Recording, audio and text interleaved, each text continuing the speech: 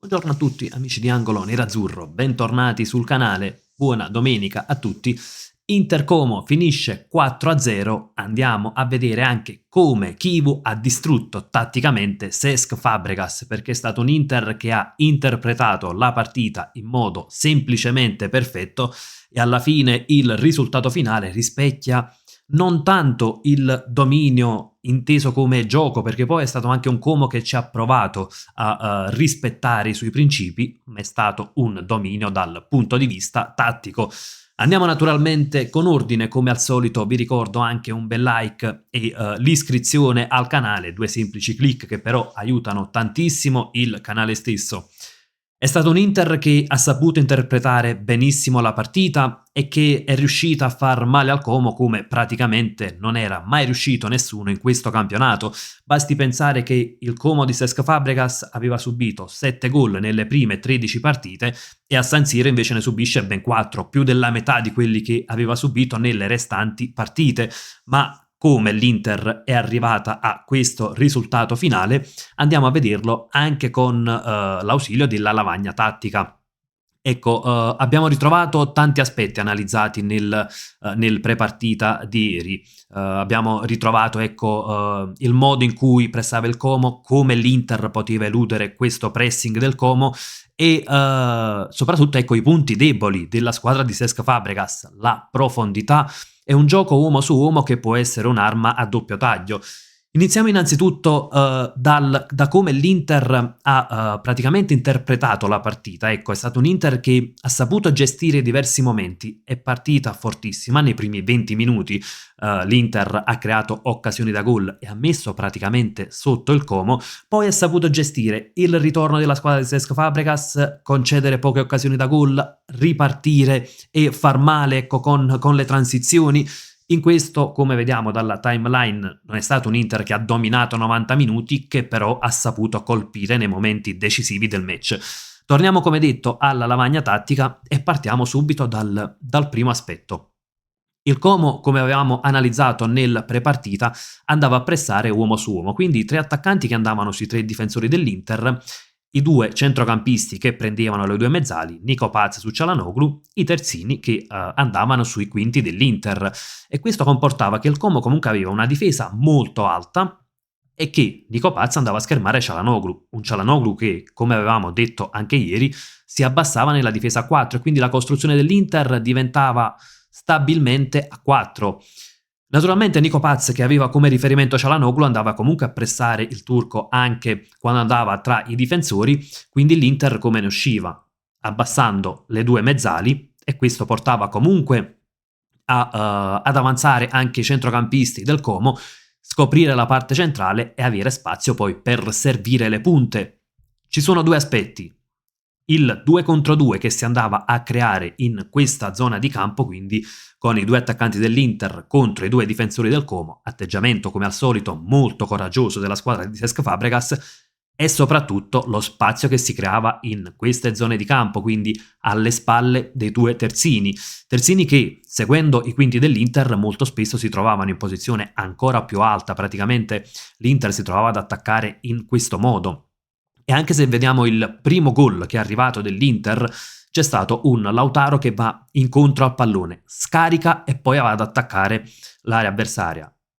Luis Enrique, che tra l'altro è una delle note molto positive della partita contro il Como. Ecco, è sembrato un Luis Enrique ritrovato e speriamo che non sia una prestazione figlia soltanto, ecco, di una partita perfetta, figlia soltanto di un Inter che ha saputo attaccare gli spazi che lasciava sulle fasce il Como, ma insomma è stato un gran Luis Enrique. Ha attaccato la profondità alle spalle del terzino del Como, si è trovato in questa zona di campo, è stato anche bravo, sembrava aver perso anche l'attimo per qualche istante, poi si è girato, è tornato indietro ed ha servito a Lautaro Martinez un pallone praticamente perfetto. Ecco, quella è stata un po' la fotografia del match, un Inter che andava a pescare in questa zona di campo gli attaccanti. Sappiamo poi Lautaro e Thuram sono bravi anche ad alternarsi nell'andare incontro, e quindi un Inter che riusciva a giocare anche molto in verticale, andando proprio a sfruttare, ecco, la profondità che lascia il Como, praticamente con i due centrali che andavano sui uomo contro uomo con gli attaccanti dell'Inter, lasciavano 40 metri di campo alle spalle, i terzini alti ovviamente lasciavano spazio anche sulle corsie esterne, e questo è stato un punto che l'Inter è riuscita a sfruttare benissimo.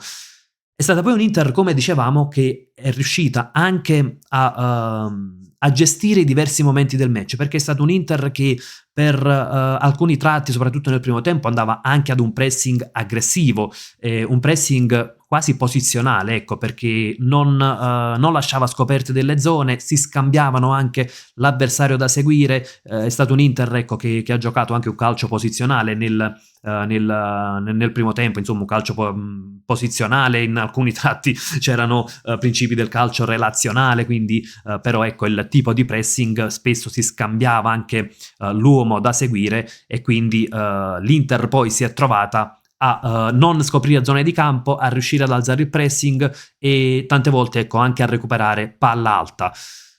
Un Inter che ha gestito anche i diversi momenti del match, perché se noi andiamo a vedere anche poi ecco il gol che arriva del 3-0, lì vanno a fare pressing altissimo in 4 praticamente all'80° sul risultato di 2-0. Questa la dice lunga sulla gestione dei momenti e sulla mentalità che ha avuto questa squadra. Un Inter che per larghi tratti del secondo tempo poi è stata brava ad abbassarsi, a contenere il Como e a provare a colpire in contropiede. Sul 3-0 ha alzato il pressing e poi ciliegina sulla torta, il 4-0 è arrivato con un gol da quinto a quinto, quindi cross di Di Marco, Carlos Augusto che va a chiudere, quindi abbiamo ritrovato quello che era il diktat dell'Inter, un Inter che quest'anno, ecco, a memoria non ricordo che avesse trovato ancora un gol da quinto a quinto, e questa è un'altra nota decisamente positiva della partita.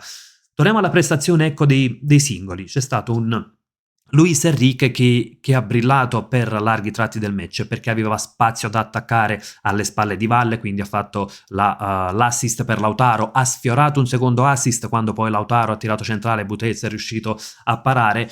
E occhio, perché quella lì non era affatto una giocata banale, perché Luis Enrique ha attaccato la profondità, poi ha alzato la testa, ha visto Lautaro libero e lo ha servito perfettamente, ed è stato Luis Enrique che alcune volte è riuscito anche a contenere gli attacchi del Como. Dico alcune volte perché poi nel secondo tempo, con l'ingresso in campo di Diao, che naturalmente era più fresco ed è una spina nel fianco, un po' ha sofferto, e Chivu intelligentemente, con un risultato a favore, ha inserito Carlos Augusto, che naturalmente per caratteristiche e per ruolo naturale riesce a dare un po' più di copertura, e quindi ecco non permettere al Como di sfondare su quella corsia di campo.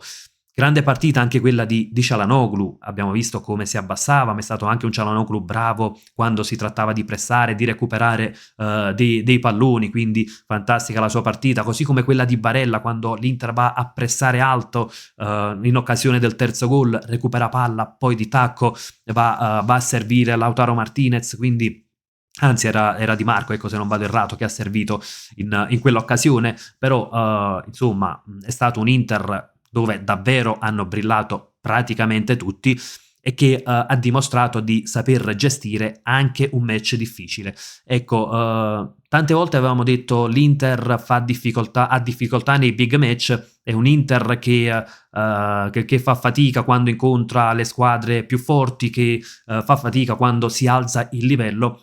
In realtà il Como, per nome della squadra, forse non è paragonabile al Milan o alla Juventus, ma per quello che aveva fatto vedere in questo campionato poteva essere una partita complicata, perché arrivava una squadra con un'idea di gioco, una squadra che aveva fatto tanti punti e che aveva subito comunque pochi gol.